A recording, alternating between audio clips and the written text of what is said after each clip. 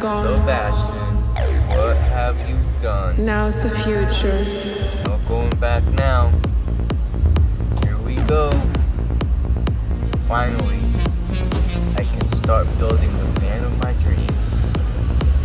Oh, look at those tires. Now's the future. Here we go.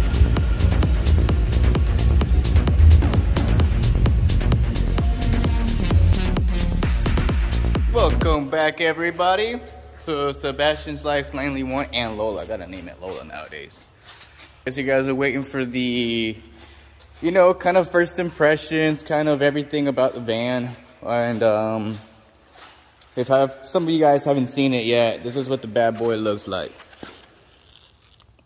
That's what the bad boy looks like. It looks menacing. No, not the dog. Well, the dog too. But look at that front end. Hi, babies. Hi, mamas.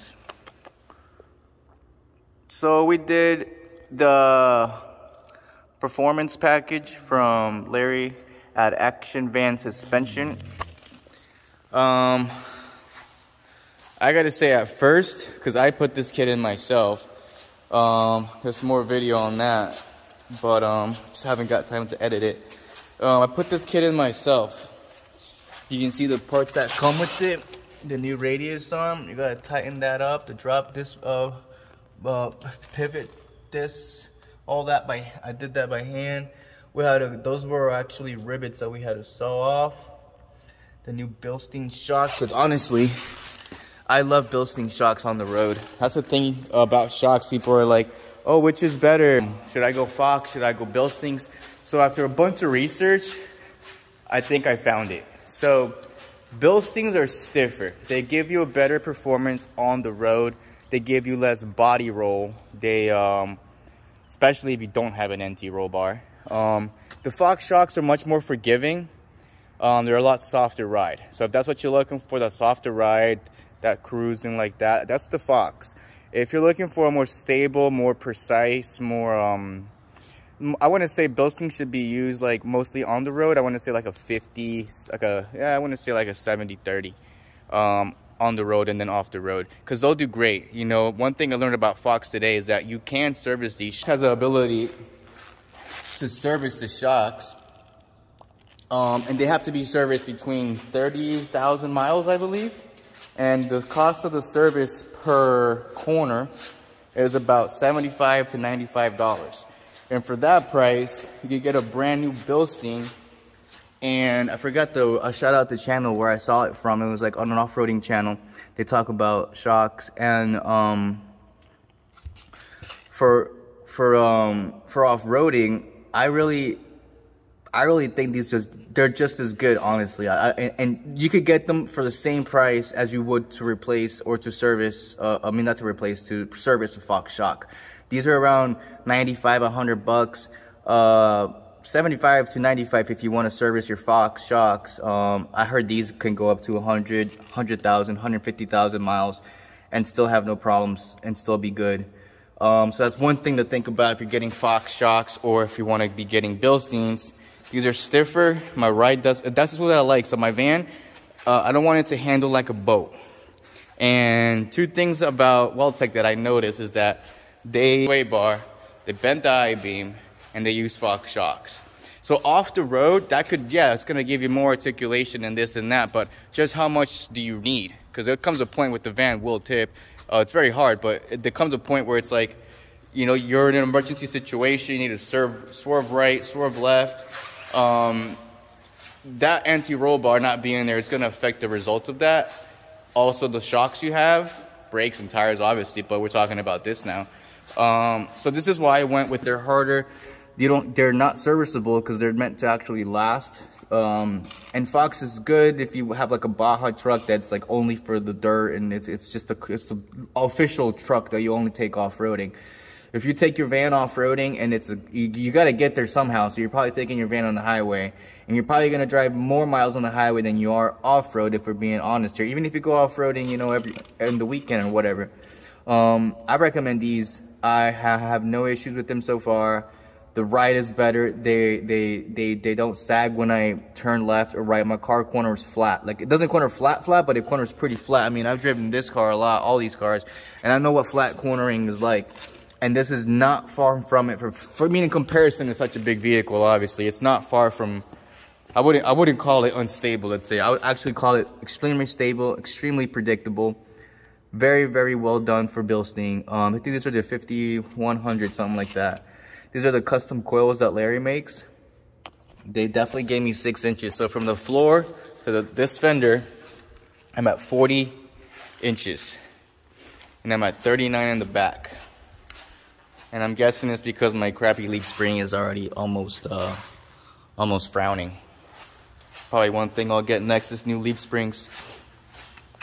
The rear shocks are right here. They're a little bit longer than the front ones. And this is the block it comes with. 5-inch block, pretty standard stuff. But the clearance is almost a foot and a half in clearance. I'm damn near almost 2 feet if you think about it. Let me get the, in fact, I've got the right thing we need. Oh bloody hell, what's it gotta be all the way? Now I can't even reach my freaking console from the floor. Ugh.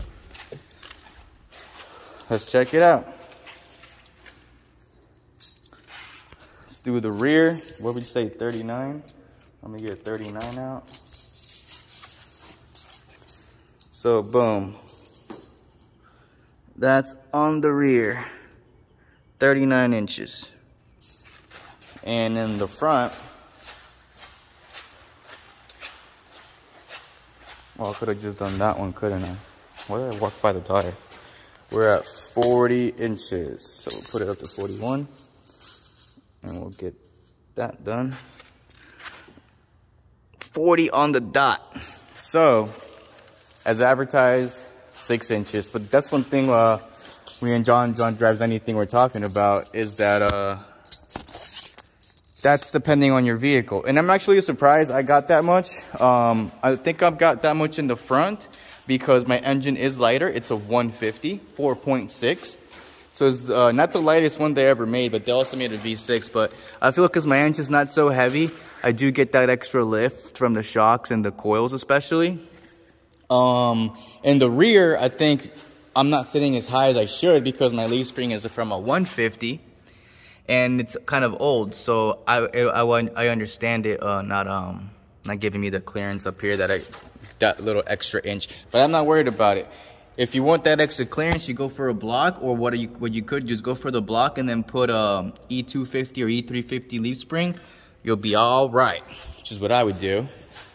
Or go to Larry. I think they have a spacer leaf you can add on there, which is probably another thing that's pretty cool. Because I do got to replace these. These are almost frowning. So you don't want frowning leaf springs. But yes, guys. I mean, every time I go over there to work, and I'm, buffing and taking scratches out or whatever, and then I come back over here and I see this, I'm just like, oh my God, I can't. I sometimes walking up to it like, is that my van? I feel all sketched out trying to open my door. But yeah, that's my baby. That's my baby. That one right there. This one right here. I mean, if 2,000, I mean, look, Well-Tech installed professionally, $5 grand, you're looking at 5 to 6. Action van, the kit's $2 grand, and $1 grand to get it installed professionally. You save yourself the hassle like I did, but I got some pretty good content out of it. But yeah, you learn a lot about your van when you do it yourself. It's one thing I do like about doing some things myself. Another thing, I got so many looks.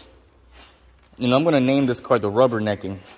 Cause like this, everybody turns and looks, oh shit, they don't want to. They'll do it after I drive by, but I see in my mirror fucking peeking out what I got in my tires. Like, met this guy at the O'Reilly's. He was just taking pictures. He was just looking and taking pictures. He's like, I just got one of these.